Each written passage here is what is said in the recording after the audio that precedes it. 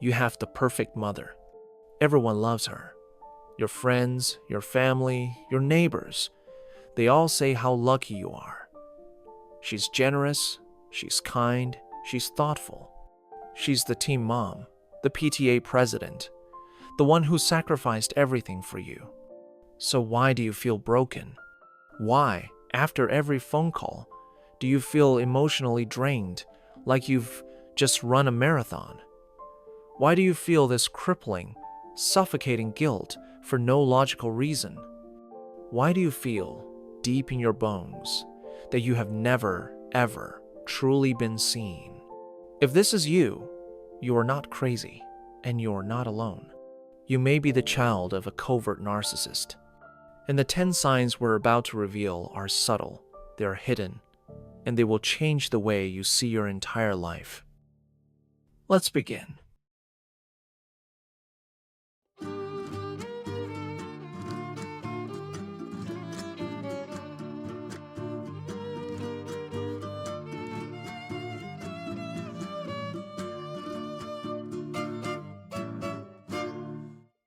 When most of us think of narcissism, we picture the overt type. This is the stereotype. They are a loudspeaker. They are arrogant, boastful, demanding, and visibly selfish. They are the grand, look at me personality. You know when you're in a room with one. But the covert narcissist, they are the whisper. They are the most dangerous and damaging form of narcissist precisely because they are so hard to spot.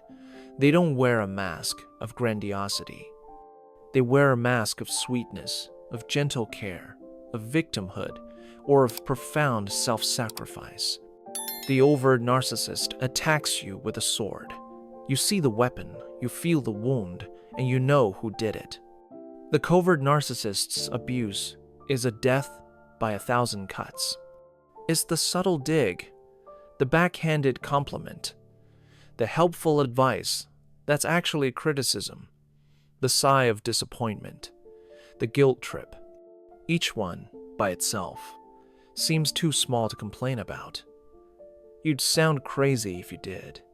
But over 20, 30, or 40 years, these 1,000 cuts bleed you dry. They are designed to make you doubt your own reality, your own worth, and your own sanity. So let's pull back the curtain. Let's look at the 10 hidden signs you were raised by a covert narcissistic mother. Sign 1. The martyr complex. The covert narcissist's primary weapon is not rage, it's guilt. And her favorite way to deliver it is by playing the martyr. This isn't just being a victim, it's a highly manipulative, active strategy. She proactively creates situations where she can sacrifice herself, especially for things you never asked her to do, just so she can hold it over your head later. You're an adult, and you mention you're thinking of going on a small vacation. Her response, "Oh, that sounds wonderful, honey. You go and have fun. You deserve it. Don't you worry about me. I'll just be here all alone in this big house." Again, "It's fine, really. I'll just clean the gutters. Someone has to." Do you see the move? She's not just in pain. She's in pain because of you. She is a professional victim, and your happiness is the source of her suffering. The message is clear. If you are happy, you are hurting me. If you are independent, you are abandoning me. Sign 2. The subtle sabotage. You get a promotion. You fall in love. You finally save up and buy your first car. You are glowing with a rare moment of pure, undiluted joy. You call her, excited to share your news. An overt narcissist would make it about themselves immediately. "Well, I got a bigger promotion in my day."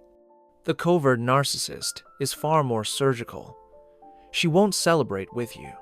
She will plant a tiny seed of doubt, a worry, disguised as love. You say, "Mom, I got the job. I'm so excited." Her response with a concerned sigh, "Oh, honey, that's nice. But Are you sure you can handle that? That sounds like so much pressure. And it's so far away. What if you get overwhelmed? I just worry about you. And just like that, the air is let out of your balloon. It's not support, it's sabotage. She is poke-holing your achievements. She can't stand for you to have a moment of success or joy that is independent of her. So she subtly reframes it as a potential failure or a source of anxiety. Sign 3. The image is everything. A core trait of all narcissists is an obsession with their public image. But for the covert mother, this is her entire world. She's deeply, pathologically concerned with how the family appears to outsiders, far more than how the family actually feels.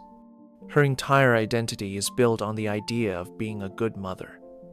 Your role in the family was not to be a person, it was to be a prop. You were an accessory that proved to the world how wonderful and selfless she was. This is why you were always told to behave. It's why holiday photos were a high-stress event. It's why you were forced to wear clothes you hated or pursue hobbies she could brag about. Your genuine feelings were irrelevant. Your only job was to play your part in her performance. The most confusing part?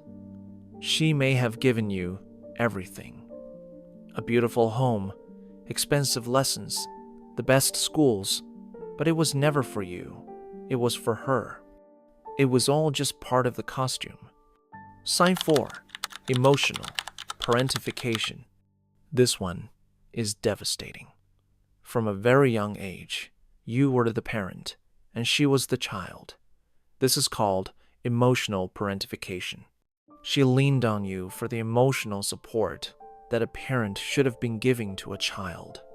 Did she ever say these things to you when you were 8, 10, or 12 years old? Your father is just. I don't know what to do about him. You're the only one who understands me. I'm so depressed, but don't tell anyone. It's our secret. You're my little best friend. I don't need anyone else. As a child, you felt special, chosen, but it was a toxic burden. You were her therapist, her confidant, her marriage counselor. You were forced to carry the weight of her adult emotions, her fears, her anxieties, her sadness. The result? You became a hyper-vigilant adult, an expert at reading the micro-expressions of everyone in the room, desperate to manage their feelings. But you have no idea who you are. You were never given the chance to find out. Sign 5. The master of plausible deniability. The covert mother is a master of the backhanded compliment and the joke that's not a joke. Her insults are wrapped in a plausible excuse. So if you get upset, you are the problem. She'll look at your new outfit and say, "That's such a brave choice. It's amazing how you can just wear anything and not even care what people think."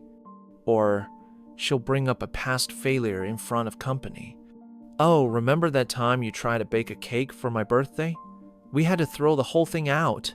Forced laugh. "Oh, we're just teasing you."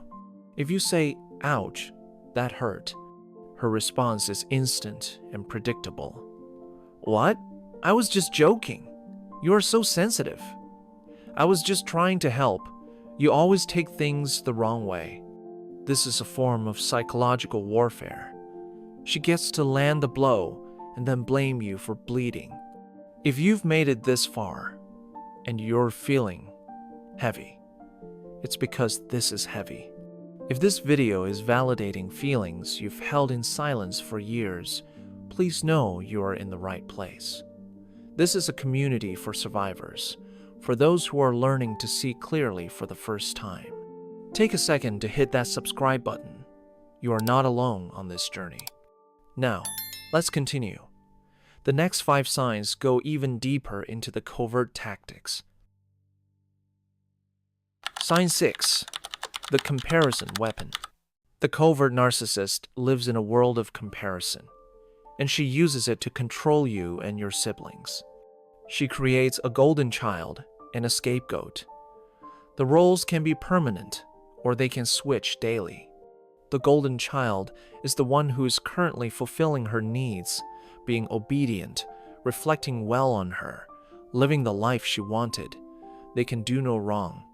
The scapegoat is the one who is pulling away, the one who is independent, the one who is seeing her for who she is.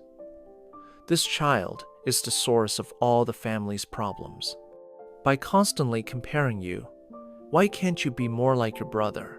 Or your sister never had a problem with this. She fosters division, insecurity, and jealousy. You're so busy fighting your siblings for her scraps of approval that you never realize she is the one orchestrating the entire toxic dynamic. Sign 7. Gaslighting as a second language. Gaslighting is the systematic attempt to make you doubt your own perception of reality. For the covert mother, it's as natural as breathing. You will confront her about something she said or did. You will have the memory clear as day, and she will deny it with absolute, baffling conviction. That never happened. I never said that. You're making things up.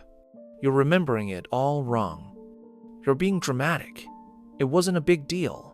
Over years and decades, this is psychological erosion. She is telling you that your brain, your ears, your memory, they cannot be trusted. She is the only reliable source of the truth.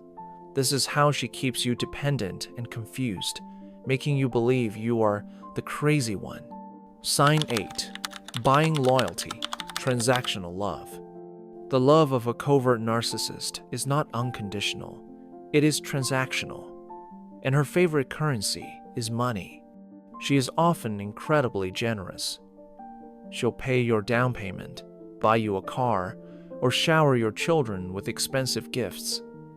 The world sees this as kindness. You know it as a trap. These are not gifts. They are investments. They are tools of control.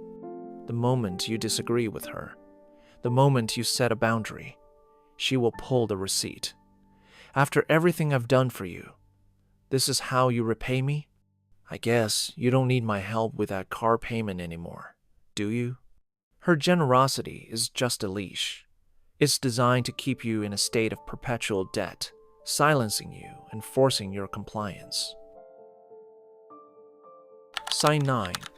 The silent treatment, weaponized neglect. When you truly displease her, not by spilling milk, but by having a mind of your own, she will deploy her most powerful weapon, the silent treatment. An overt narcissist will scream. The covert narcissist will disappear. She will not yell. She will simply stop. The warmth is gone. She will be in the same room and act as if you are invisible. She will answer you in monosyllables. The entire house will fill with a cold, terrifying, unspoken tension. As a child, this is psychological annihilation. Your parent, your source of life and safety, has just deleted you. The panic it creates is unbearable. And so, you learn. You learn to apologize, even when you did nothing wrong. You learn to beg for her to come back. You learn to abandon your own needs, your own thoughts, your own boundaries, just to make the coldness stop. Sign 10. Your achievements are her achievements. You finally did it. You overcame the sabotage, the gaslighting, the guilt. You graduated from law school, or you ran a marathon. You achieved something significant. You will not get to keep it. When you fail, the failure is 100% yours. But when you succeed, that success is hers. Her to everyone. Oh, she gets her intelligence from me. I was the one who sat with her every night doing homework. I sacrificed my career so she could have this moment. It was so hard, but it was all worth it. You do not exist as a separate person. You're merely an extension of her, a trophy she can hold up to the world. You're not allowed to shine for your own sake. Your light must always be a reflection of her. If you are sitting there, frozen, if you are counting on your fingers, if you feel a sick, heavy pit in your stomach, the first thing you need to know is this: it was not your fault. You were not too sensitive. You were not a difficult child. You were not ungrateful. You were a child navigating an impossible emotional landscape that was designed from the ground up to serve one person's fragile ego. The reason you have always felt so confused is because you were programmed to believe that love and guilt are the same thing. You were taught that independence was an attack and that boundaries were a betrayal. You were gaslit into believing that the 1,000 cuts were your fault, that you were the one holding the blade. But now you know. You have the map. You can finally name the poison. And that is the beginning of everything. The validation you have been searching for your entire life will not come from her. It will not come from your family. It will come from this moment. The moment you decide to trust yourself more than you trust her manipulation. Your healing starts now, by setting boundaries, by reclaiming your story, and by finally seeing yourself. If this video helped you see the truth, please know you are not in this alone. The most powerful thing we can do is validate each other. Share your story in the comments. What sign hit you the hardest? Let's see each other, even when we weren't seen.